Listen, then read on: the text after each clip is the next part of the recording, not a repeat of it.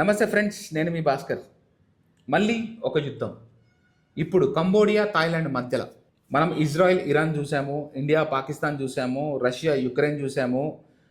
అలా చూస్తూ చూస్తూ చూస్తూ ఫైనల్గా ఇప్పుడు కంబోడియా, థాయిలాండ్ వీళ్ళ యుద్ధం కూడా మొదలైంది. ఇక్కడ విచిత్రం ఏంటంటే వీళ్ళు కొట్టుకుంటుంది ఒక శివాలయం కోసం, మన హిందువులకు సంబంధించిన ఒక టెంపుల్ శివాలయం కోసం. ఆశ్చర్యం ఏంటంటే ఇవి బౌద్ధ దేశాలు. బౌద్ధ ధర్మం పాటించే ఈ దేశాలకు హెరిటేజ్ ఈ శివుడి టెంపుల్ చాలా ప్రాముఖ్యం అనమాట. ఈ టెంపుల్స్ ఎందుకంటే 1907లో ఆ టైంలోనే ఫ్రెంచ్ వాళ్ళు ఈ థాయిలాండ్ని కానీ లేకపోతే ఈ కంబోడియాని కానీ పరిపాలించే వాళ్ళు అనమాట.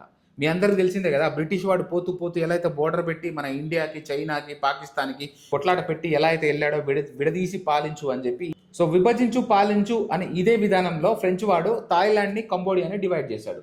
అయితే ఇక్కడ ప్రాబ్లం ఏమైందంటే వీడు ఎలా విడదీశాడంటే ఫ్యూచర్లో వీళ్ళు కొట్టుకు చచ్చేలాగా విడదీశాడు. బార్డర్లో ఏదైతే ఉందో ఆ బార్డర్లో కొన్ని టెంపుల్స్, శివాలయాలు కావచ్చు, కొన్ని హిందూ టెంపుల్స్ కొన్ని శతాబ్దాల క్రితము నిర్మించడం జరిగింది. అది కూడా హిందువుల సాయంతో. ఇంచుమించు 1000 సంవత్సరాలు కలిగిన టెంపుల్ అనమాట. యునెస్కోలో కూడా వీటికి ప్రాముఖ్యం ఉంది ఈ టెంపుల్కి.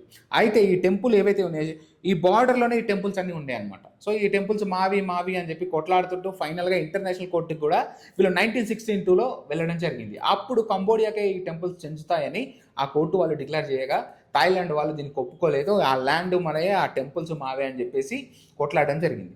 సో ఫైనల్గా అలా సాగుతూ సాగుతూ వచ్చిన తర్వాత మొన్న ఏదైతే మేలో స్టార్టింగ్ వీక్ అనమాట, అక్కడ ఫస్ట్ ఆఫ్ ఆల్ కంబోడియాకి సంబంధించిన ఒక వ్యక్తి మరణించడం జరిగింది, సోల్జర్. ఎప్పుడైతే ఆ సోల్జర్ చచ్చిపోయాడో ఈ రెండు దేశాల మధ్యలో ఏదైతే డిస్ప్యూట్స్ ఉన్నాయో ఇంకా పెరగడం జరిగింది. దాని తర్వాత ఉన్నట్టుండి అనుకోకుండా థాయిలాండ్కి సంబంధించిన ఒక వ్యక్తి ల్యాండ్ మైన్ మీద కాలేసి ఆ పేలడంతో కాలు కోల్పోవడం జరిగింది. ఆ కాలు కోల్పోవడం వల్ల ఇంకా సీరియస్ అయిపోయింది మ్యాటర్. మీరు మా ల్యాండ్కి వచ్చి ల్యాండ్ మైన్ ఎలా పెడతారని చెప్పి కంబోడియన్ ప్రశ్నిస్తే కంబోడియా సింపుల్గా అది మా ల్యాండ్, మీ ల్యాండ్ కాదు అని చెప్పి వార్నింగ్ ఇచ్చింది. అక్కడ స్టార్ట్ అయింది వార్. వెంటనే థాయిలాండ్ ఏం చేసింది, F-16 ఏవైతే యుద్ధ విమానాలు ఉన్నాయో అమెరికా వాడికి ఇచ్చినాయి, అవి తీసుకొని వచ్చి కంబోడియా మీద పడిపోయారు. వెంటనే కంబోడియా ఏం చేసింది, టిట్ ఫర్ టాట్ వాడు కూడా కొట్లాడడం స్టార్ట్ అయ్యింది.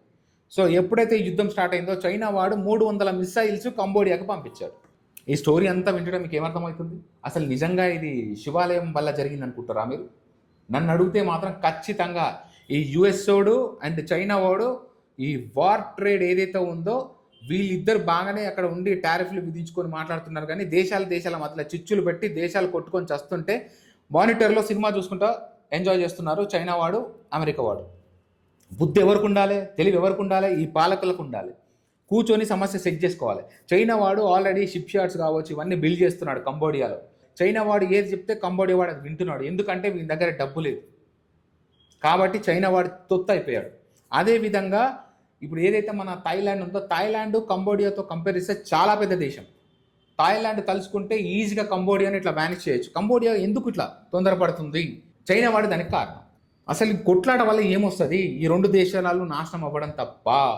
ఇది ఫ్రెండ్స్ మాట్లాడుకోవాలంటే. అసలు ప్రపంచంలో దేశాలని నాశనం చేయడానికే ఈ నాయకులు వచ్చారా నాకు అనిపిస్తుంది. వీడు జింపింగ్ కావచ్చు, అదే విధంగా ఆడ ట్రంప్ కావచ్చు. నిజంగా వాళ్ళకి అంత దమ్ముంటే వాళ్ళు కొట్టుకు చావచ్చు కదా. ఈ మధ్యలో చిన్న దేశాల వీళ్ళ ఉసురు ఎందుకు పంచుకోవడం?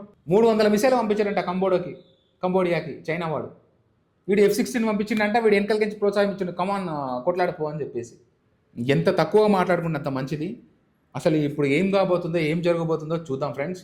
ఒక్కటి మాత్రం కన్ఫర్మ్, సివిలియన్స్ చచ్చిపోవడము, అనవసరంగా ప్రాణ నష్టము, ధన నష్టము, ఆర్థిక నష్టం తప్ప దీనివల్ల ఒరిగేది ఏదీ లేదు. సో ఇది ఫ్రెండ్స్ థాయిలాండ్ అండ్ కంబోడియా గురించి వచ్చిన ఇన్ఫర్మేషన్. సో ఇంతకంటే మన ఇన్ఫర్మేషన్ ఎక్కువ ఇద్దామన్నా కూడా ఏమీ లేదు. ఒకవేళ ఎప్పుడైనా దీని గురించి ఇంకా ఇన్ఫర్మేషన్ ఏమైనా వస్తే నేను మాట్లాడడానికి ట్రై చేస్తాను. Until then bye friends.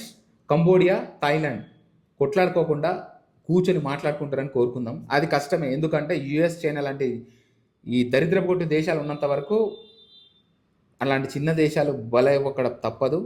దానికి మనం ఏం చేయలేం. ఉంటాం ఫ్రెండ్స్.